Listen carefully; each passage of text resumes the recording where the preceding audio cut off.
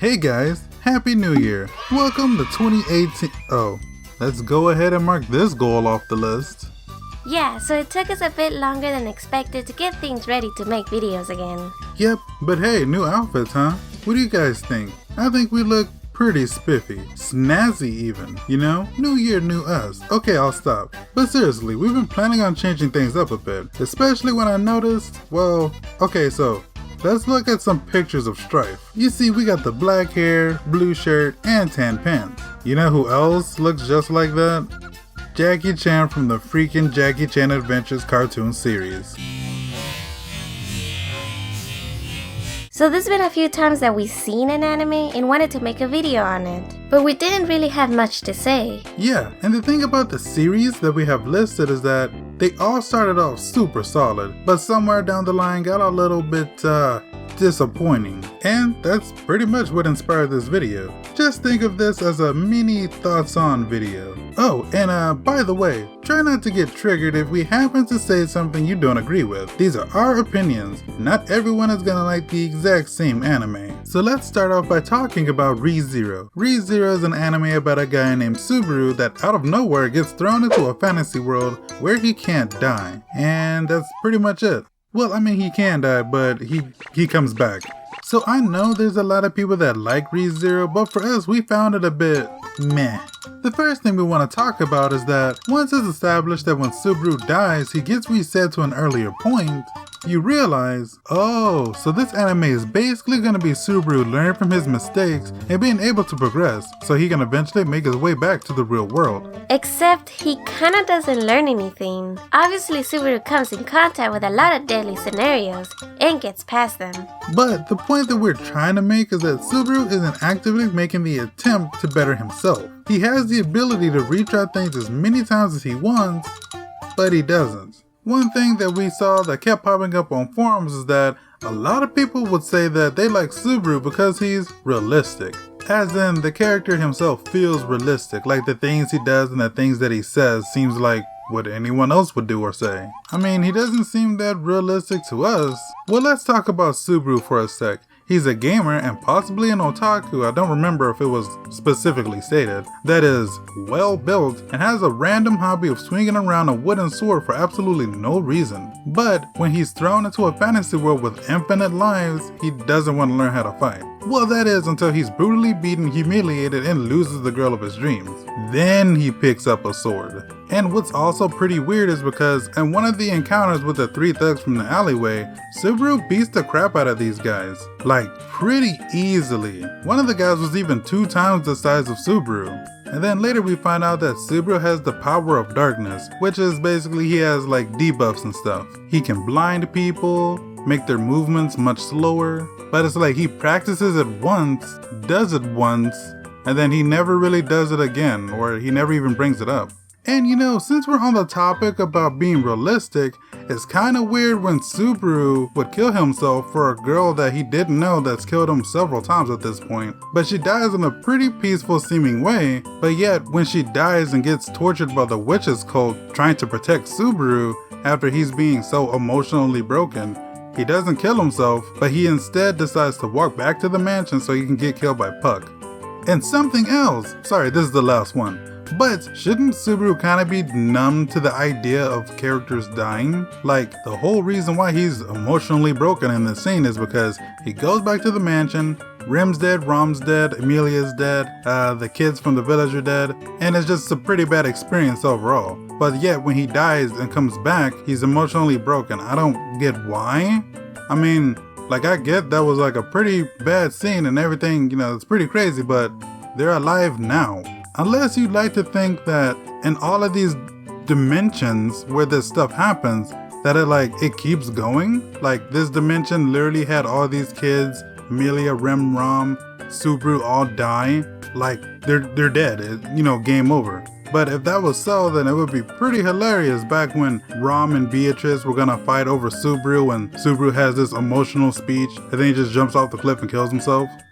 A manga that we feel that tackles this in a more interesting way is a title called All You Need Is Kill. It follows a soldier named Keiji Kiriya, who, after dying in a battle against weird spherical aliens, he's then caught in a time loop that makes him live the same day repeatedly, allowing him to improve his fighting skills. The first few times he dies, he thinks it's possibly just a weird dream, until on his 4th loop, he shoots himself with a gun, then finally starts to understand his situation. And on his 5th loop, he goes to the longest surviving, most battle-hardened soldier to train with, on his 5th loop. And Keiji did this in chapter 2 in the manga, but it took Subaru quite a while to even consider doing something like that. So yeah, to sum up how we felt about Re:Zero, Subaru made the whole journey kind of annoying. And we're not saying this just because he hasn't turned into a badass and, he's not destroying everyone with his hacks. It could have been just as interesting if he was just a non-violent character that goes around outsmarting people. But we do like some things that the anime does, how, any character can get killed off, but they're gonna come back anyway, so it's kind of like an anime with plot armor, except not really. So, yeah.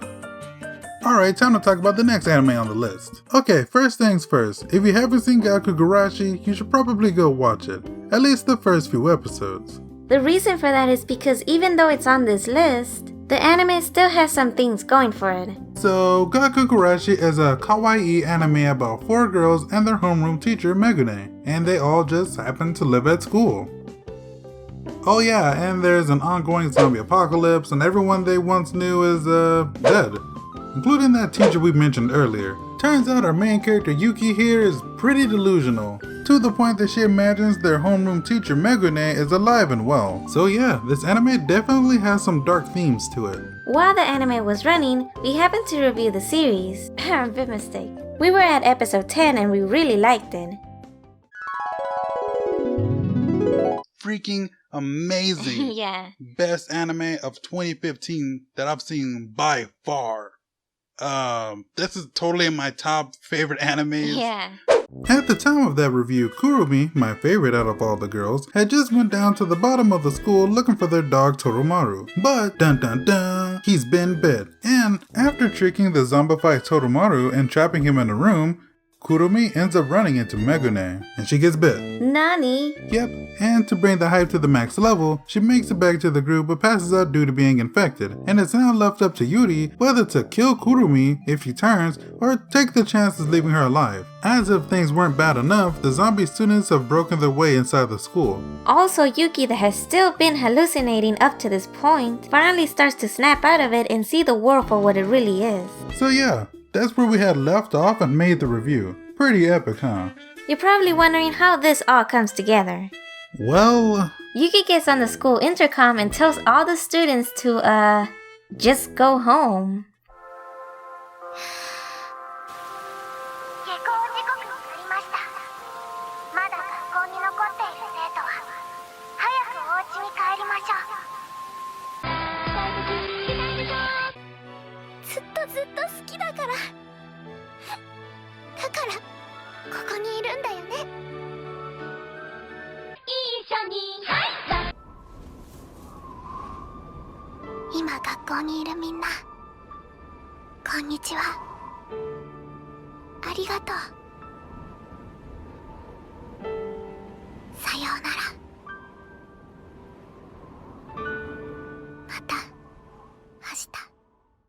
Yeah, well, it does make sense because in Gakkou Gurashi, these zombies all have residual memories. Which is, to explain it quickly, if you have a everyday routine like going to school or going to work, even when you get bit and turn into a zombie, you do the same things you did before. You know, you zombified. As for Kurumi, there was a cure at the bottom of the school. So boom, perfectly fine. Toromaru, boom, perfectly fine. Oh wait, he's dead.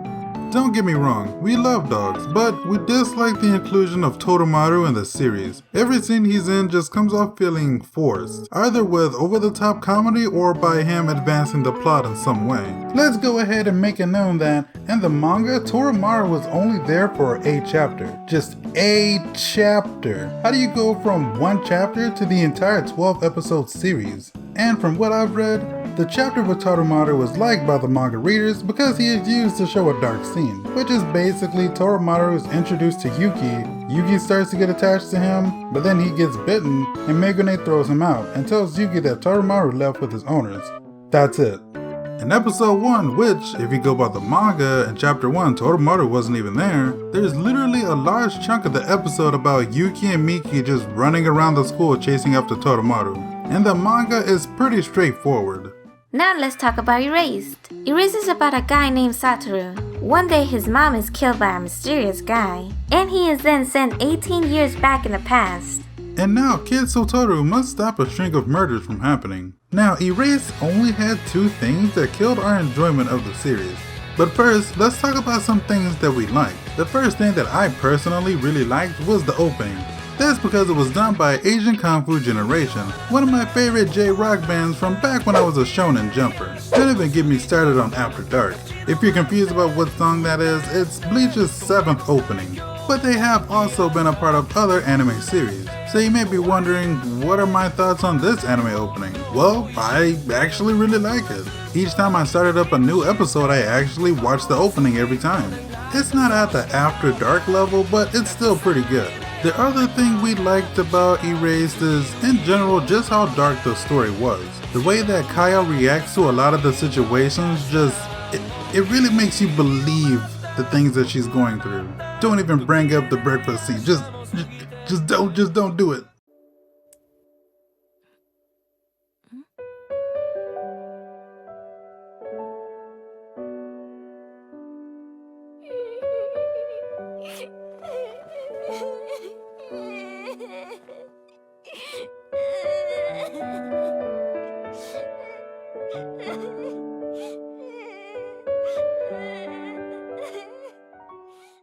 Now let's talk about the things that killed our enjoyment of the series. The first would have to be the teacher being the killer. I mean, who didn't think the teacher was the killer? Like, besides the parents, the only other adult in the show that we come to get familiar with is the teacher.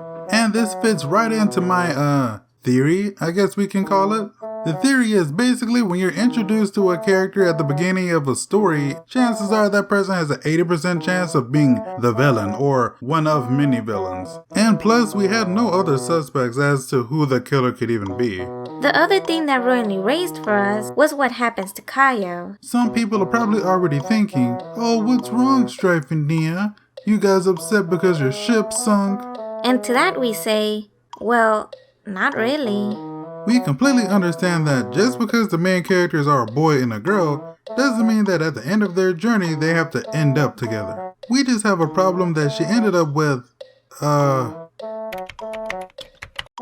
Hiromi Sugita. Yeah, them. We didn't even know this character was a boy until pretty late in the series. Obviously, best case scenario for us would have been if she ended up with Satoru. To be honest, me and Nia really aren't the shipping type of anime fans. But this just kind of felt right. In the present, Satoru's life is kind of terrible. I mean, he's alone, and the one thing he's passionate for, he's failing miserably at. Then he goes back into the past and meets Kaio, and one of the first things we find out about her is that she loves manga. And there were a lot of hints at romance between Kaio and Satoru. Or it could have just been some random guy. Yup. A random guy would have been better than, Hiromi Sugita. Now for the last anime on this list. Sword Art Online. Of course it is. Sword Art Online needs no introduction. You've either played the games, watched the anime, or heard people talk about the games in the anime. So you might have seen me take a few jabs at Sao in some videos or even on Twitter.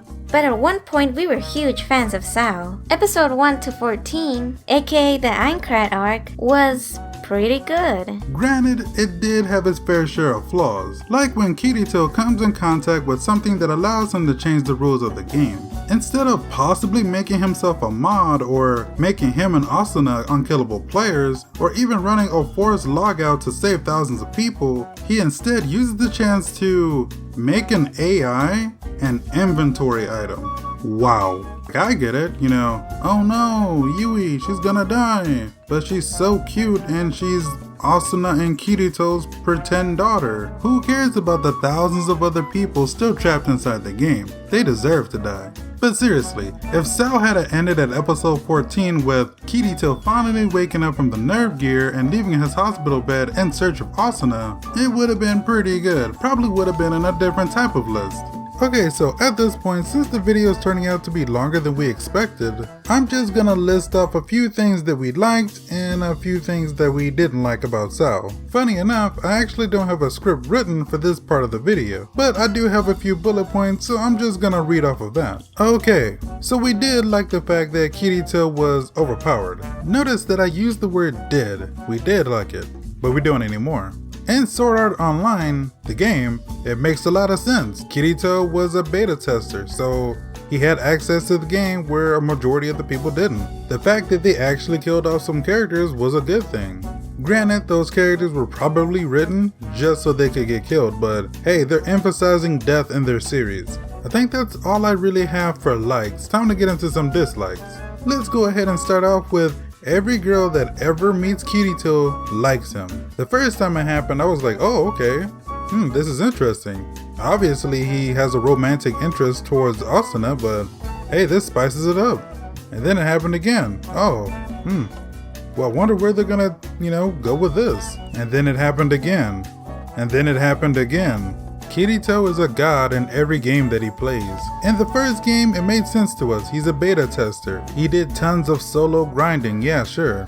But it's especially annoying in Gun Gale Online, because this is one of the only VR MMOs that actually has pro players, and people that solely make their living off of playing this game. Kirito is a player that's never played Gun Gale Online before. He comes from a game based on sword fighting, and on his first time ever logging into the game, he picks the lowest tier weapon and destroys everybody. All of those pro players that make their living income based on this game, so basically their no lives, are getting shit on by a kid that's learning this game for the very first time. It was at this point while watching the series that Kirito stopped seeming like a person. He was no longer this believable character that happened to get really lucky and end up being a beta tester for a game that their creator would then lock everyone inside. No matter what game it is, doesn't matter the genre, Kirito can just pick it up and be better than everyone.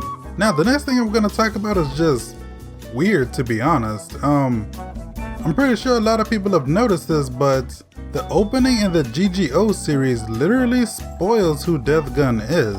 Like, it wasn't subtle at all. And while watching the series, it became even more obvious. They literally plant him in the series and then they don't talk about him anymore. Literally, what did I say a few minutes ago? Now let's talk about Sinan. At first, I kinda liked her character, but that ended very quickly. So her backstory is, her and her mom go to a postal office. Some guy runs in with a gun, trying to rob the place, but Sinan somehow gets the gun and shoots the guy. So Sinan plays GGO to get over her fear of guns, but in GGO, she's a god. She's running around, jumping from buildings and sniping people while they shoot at her, by the way. But in real life, she gets traumatized by a girl doing finger guns. It's not even a gun. She even has a fake gun that she holds to, I guess, deal with her trauma. But I don't get it. What's setting off this extreme reaction to this? Is it the fact that it looks like a gun? Because if that's so, then she should not be able to play GGO.